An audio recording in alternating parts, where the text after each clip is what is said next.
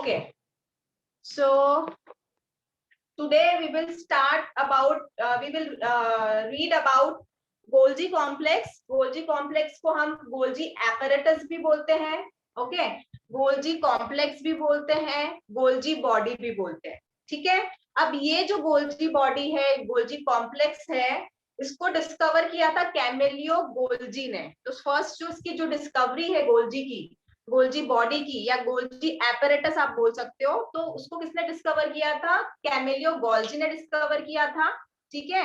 अब ये जो गोल्जी बॉडी होता है वो जो प्रोकैरियोटिक सेल्स होती है उसमें एब्सेंट होता है, ठीक है। प्रोकैरियोटिक मतलब जिसमें वेल डेवलप न्यूक्लियस नहीं होता है, उनमें ये गोल्जी बॉडी जो होती है एब्सेंट होती है। और जो मैमेलियन आरबीसी होती है, ठीक है, जो मैमल्स की जो आरबीसी होती है उनमें भी ये एब्सेंट होता है, एज वेल एज जो सीव सेल्स होते हैं। सीव सेल्स कैसे सेल्स होते हैं? बेसिकली आपने अगर जाइलम टिश्यू पढ़ा होगा 7th स्टैंडर्ड में या 8th स्टैंडर्ड में, तो जो सीव सेल्स होते हैं बेसिकली जाइलम फ्लोएम टिश्यू आपने पढ़ा होगा, तो फ्लोएम का जो है एक टाइप की सेल होती है, सीव सेल्स बोलते हैं उनको। तो ये सीव सेल्स में भी गोल्जी बॉडीज नहीं होती है, ठीक है। अब ये जो गोल्जी बॉडी होती है वो प्लांट्स में उसको क्या बोलते हैं? डिक्टियोसोम्स। अब इसको डिक्टियोसोम्स क्यों बोलते हैं? तो देखो, आपको आंसर करना है व्हाई। अगर क्वेश्चन पूछा जाता है कि why Golgi body is called as dictyosomes, तो आपको आंसर करना है because in animal cell it is an extensive network, okay, which is present near nucleus. Okay, in animal cell it is extensive network which is present near nucleus, but in plant cell it is present as freely distributed subunit, ठीक है। तो जो Golgi होता है, अगर animal cell की अगर हम बात करेंगे तो एनिमल सेल में कैसा एक एक्सटेंसिव नेटवर्क दिखेगा। अभी हम लोग डायग्राम देखेंगे गोल्जी का कि कैसा होता है एनिमल में, ठीक है।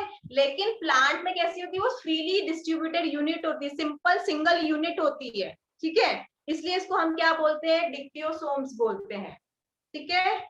एक बार और बता देती हूँ ये क्वेश्चन क्योंकि इंपॉर्टेंट है, यूजुअली जो है एग्जाम में पूछा जाता है, why plant why Golgi body is called dictyosomes in plants. तो इसका आंसर है in animal cell it is present as an extensive network which is present near nucleus, but in case of plant cell it is present as freely distributed unit.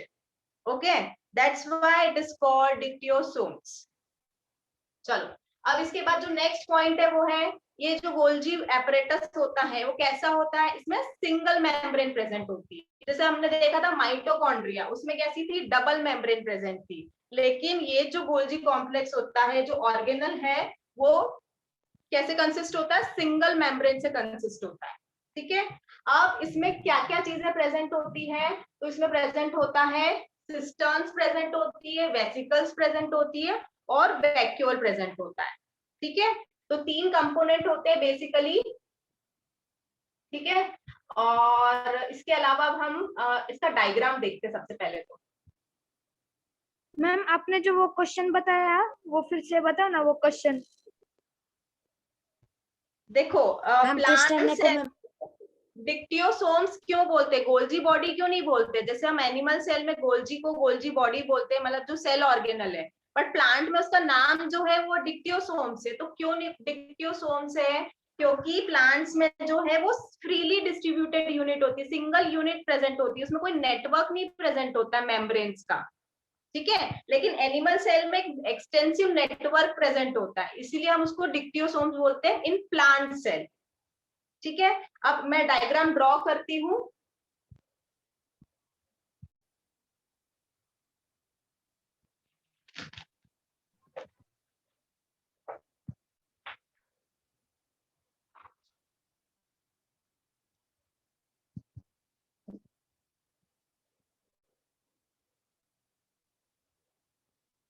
This is called cistern है, जो parallel membrane होती है जो present होती है। Ma'am उसको membrane होती है ना?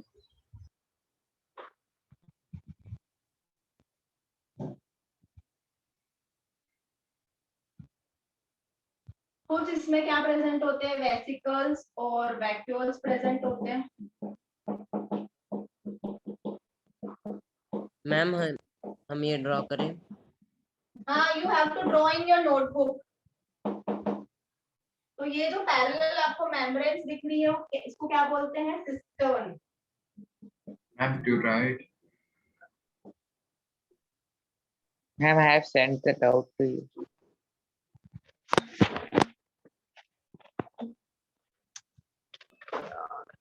Ma'am, zoom out the board.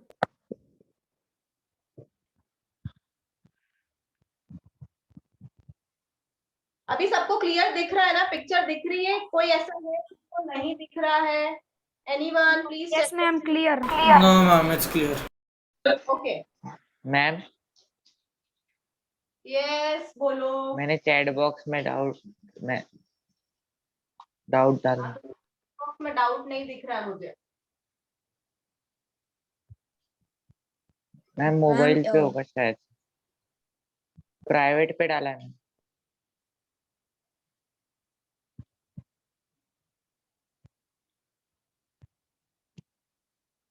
हाँ, मतलब बोल सकते कि सर्कुलर फॉर्म में जो है वो प्रेजेंट होता है, सर्कुलर या स्फेरिकल के फॉर्म में जो है इसका जो शेप मैम होता है। कॉइल्ड डीएनए जैसा। हाँ, सर्कुलर हो सकता है या स्फेरिकल, मतलब वेसिकल टाइप्स का हम बोल सकते हैं। तो वेसिकल का जो शेप होता है ना, कुछ इस टाइप से होता है प्लांट सेल में। ठीक है,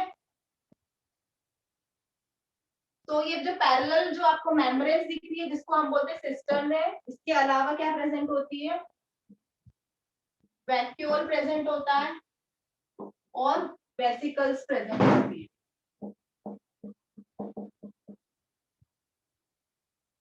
अब देखो क्या होता है कि जो भी मटेरियल जो होता है ना, फॉर एग्जांपल कुछ जो प्रोटीन का जो सिंथेसिस हुआ एंडोप्लाज्मिक रेटिकुलम में, जो रफ एंडोप्लाज्मिक रेटिकुलम होता है उसमें प्रोटीन का कुछ सिंथेसिस हुआ तो वो ट्रांसपोर्ट हुआ।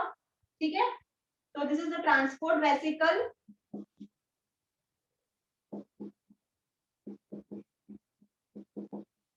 From endoplasmic reticulum. ठीक है, अब क्या होगा, अब ये जो है वेसिकल्स जो है क्या होगा, इसमें मर्ज हो जाएगी। ठीक है, और उस साइड को हम क्या बोलेंगे जहां पर वो रिसीव हो रहा है, जो ट्रांसपोर्ट हो रही है ना, जो वेसिकल जिस प्लाज्मिक रेटिकुलम है वो आके किस में आ जाएगी, इस सिस्टर्न वाले पार्ट में, Sister membrane. होता है। ठीक है, उसको हम क्या बोलते हैं, सिस फेस। जो सिस्टम मैम में किसको? ये वाला फेस है that is called cis face, और ये वाला जो फेज है उसको हम बोलते हैं ट्रांस फेज। मैम जिधर से वो वेसिकल्स ट्रांसपोर्ट होते हैं उसको बोलते हैं क्या, सिस हाँ, फेस? हाँ, ट्रांसपोर्ट वेसिकल्स जो होती है ना, जो एंडोप्लाज्मिक रेटिकुलम से आई है, अब वो क्या हो रही है, यहाँ पर जाके किसमें हो रही है, सब मर्ज हो रही है। ठीक है, किसमें मर्ज हो रही है, सिस्टम्स में जो मर्ज हो रही है। तो ये वाला कौन सा फेज हो जाएगा, सिस फेज। और इस सिस फेज को हम क्या बोलेंगे, रिसीविंग साइड। सिस फेज को क्या बोलते हैं हम, this is called receiving side of Golgi apparatus। अब इसको हम रिसीविंग साइड क्यों बोल रहे हैं, क्योंकि जो एंडोप्लाज्मिक रेटिकुलम में जो भी बनता है वो ट्रांसपोर्ट होता है, जो एंडोप्लाज्मिक की जो वेसिकल्स होती है उससे ट्रांसपोर्ट होता है। ट्रांसपोर्ट होने के बाद वो कहाँ जाता है, वो जाता है गोल्जी बॉडी में, और गोल्जी बॉडी की किस फेज में जाता है, तो सिस फेज में जाता है, जिसको हम क्या बोलते हैं, receiving side of Golgi apparatus. ठीक है, अब इसके अलावा जो ट्रांस फेज होता है, ट्रांस फेज क्या होता है, ट्रांस फेज बेसिकली क्या होता है, जो डिस्ट्रीब्यूटिंग साइड। डिस्ट्रीब्यूटिंग साइड जिधर से निकलते हैं। Shipping side of Golgi. देखो यहां से आया एंडोप्लाज्मिक रेटिकुलम में से वेसिकल्स के फॉर्म में, यहाँ सिस्टम्स में जाके क्या हो गया, मिक्स हो गया। अब फिर क्या होगा, वो अगेन जो है ट्रांसपोर्ट होगा, और उस फेज को हम बोलेंगे ट्रांस फेज, जिसको हम बोलते हैं shipping side of Golgi.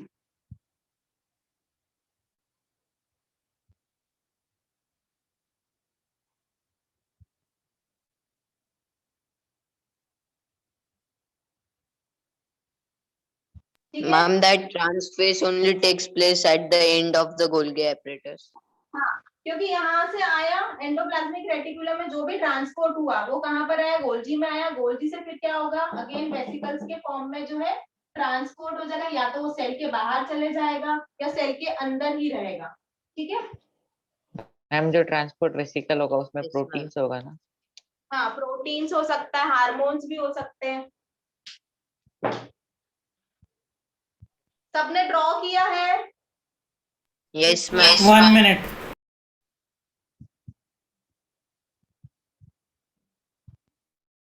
Partha का क्वेश्चन है where you have share notes. बेटा मैंने नोट्स जो है आपके गूगल क्लासरूम में शेयर किए हैं। आप प्लीज लॉग इन करोगे, जब गूगल क्लासरूम में आपको नोट्स दिख जाएंगे, असाइनमेंट्स भी दिख जाएंगे। इवन सेकेंड असाइनमेंट बहुत कम लोगों ने जो है सबमिट किया है, मैंने देखा था बहुत कम लोगों ने टर्न इन किया है।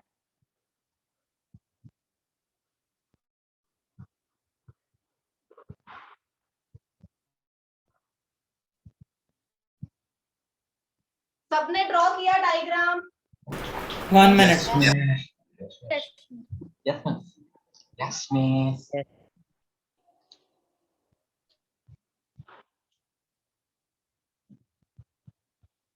Ma'am sisters Yes, ma'am. चलो प्लीज चैट बॉक्स में लिखोगे तो इट विल बी बेटर।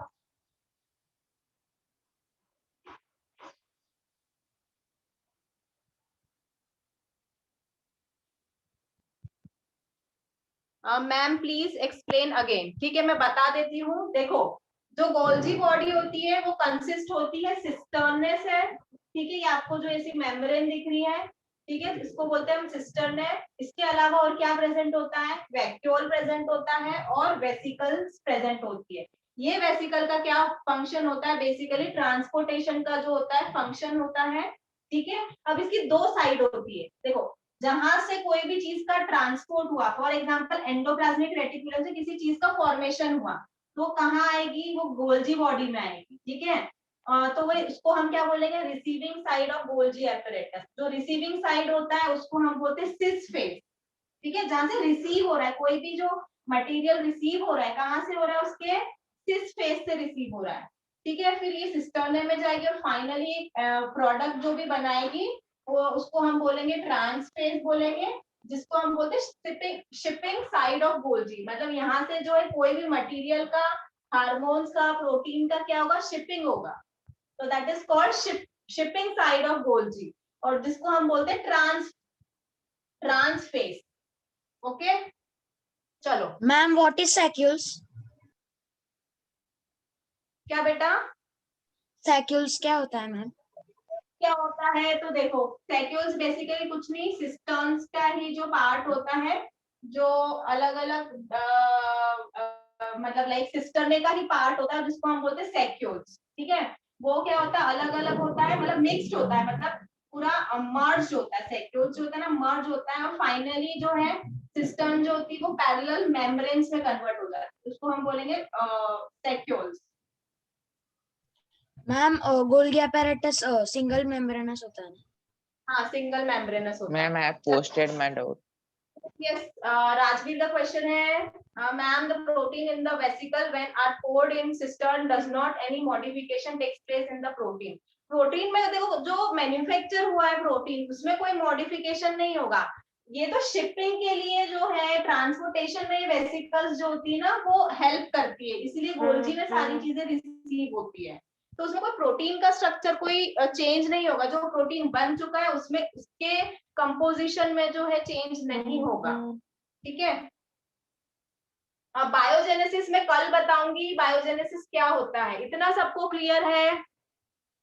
चलो, Yes, ma'am. Yes, ma'am. Yes, ma'am. Please